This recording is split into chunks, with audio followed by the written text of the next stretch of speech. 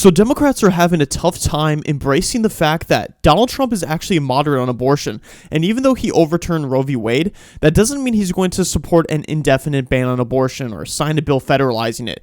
Remember, he was a New York Democrat, and he criticized DeSantis for having a 6-week ban, and so the liberal media are fear-mongering voters and scamming them into believing he's fully against their crown and jewel of abortion. Which, if you ask me, if your number one issue is to have your right to abort a baby 9 months into pregnancy, I think you need to get your head checked. As Matt Gaetz said, the people that are radically in support of abortion to the point where it makes it their personality are likely the ones that shouldn't be concerned of getting pregnant anyways. But I'll have the moral high ground and not talk about that fact. But my position is clear. Abortion is not a form of contraceptive. It's a way of scamming females saying they are incapable of raising a child and to pay the abortionist money so they can make a profit. And why do I call them an abortionist? Because not all states require them to be a doctor. And when you get into the racial statistics behind it, if I was a white supremacist, which I'm not, want to know what my number one position I'd be in support of? Why is he struggling to state a clear position on abortion then? So again, I respectfully disagree with your characterization there about him struggling to state a position. The truth of the matter is Donald Trump has been crystal clear that, first of all, this is an issue for the states. And that is an issue that he's going to be voting on in the state of Florida, right?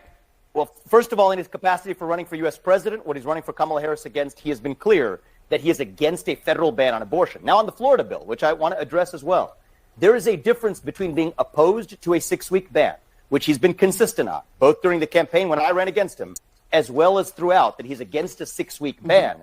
That is different than what this ballot measure accomplishes. And I know you know that, Kate. This ballot measure, through its vague crafting, would allow abortions far after 6 weeks, arguably under the interpretation of some legal scholars, all the way up to the point of birth. He's against that, and that's been a consistent position as well.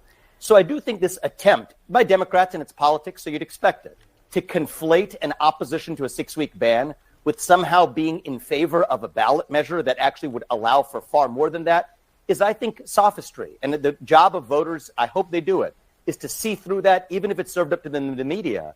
You can't conflate those two things, and I don't think that's an inconsistency, with all due respect. Things you also can't conflate is on the issue of, and I've heard this time and again, of accusing of saying that Democrats and putting this on Kamala Harris's, saying that they're going to be able to, as you mentioned, up to the point of birth or execute a baby after birth, that you do agree that that is illegal in all states.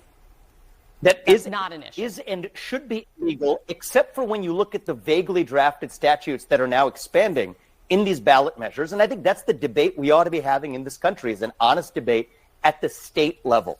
And where I give Donald Trump a lot of credit, this was my position during the presidential campaign as well, is that this is an issue for the states in a post-Dobbs world. I think Roe was correctly overturned. I think most Republicans agree on that. This is now an issue for the states. And I know that Democrats want to make this a core issue, but the reality is it's not a presidential issue anymore. It belongs to the states. Kamala Harris has wrongly characterized and wrongfully stated, I think in this case I'd call it an outright lie, saying Donald Trump would sign a federal abortion ban when he's been clear that he's against a federal position on this issue. And I think voters deserve that kind of clarity. Trump has been clear on his position for abortion for years, but it's the same old media doing the same old tricks. But now we move on to the question on whether or not it's okay to evolve on positions. That answer is yes, but if you can't admit you were wrong or talk about how certain evidence changed your position, it makes you come across disingenuine and seem like you're pandering to specific voters, and that's why we have a problem with Kamala being a total flip-flopper on the border or fracking. We don't want on-the-job training for these positions, and we don't want people's politics to change with the wind. That's not having values not changed, as Kamala likes to put it. Is it okay for candidates to evolve on a position over a period of years? I think it's perfectly acceptable. I think most people need to rethink their positions over time as facts change. But they deserve to explain to the people clearly, which she has failed to do. And it's not just a change in position. These are hard positions on which she has actually taken policy action, both as a vice president, an attorney general, and a U.S. senator. And simply saying she doesn't believe that anymore is not a sufficient explanation on core issues that affect costs for Americans, health care for Americans, taxation for Americans, including taxes on unrealized gains, on which she has not yet changed her position. That, I think, is a devastating economic policy that's among those she needs to explain. And she hasn't done it.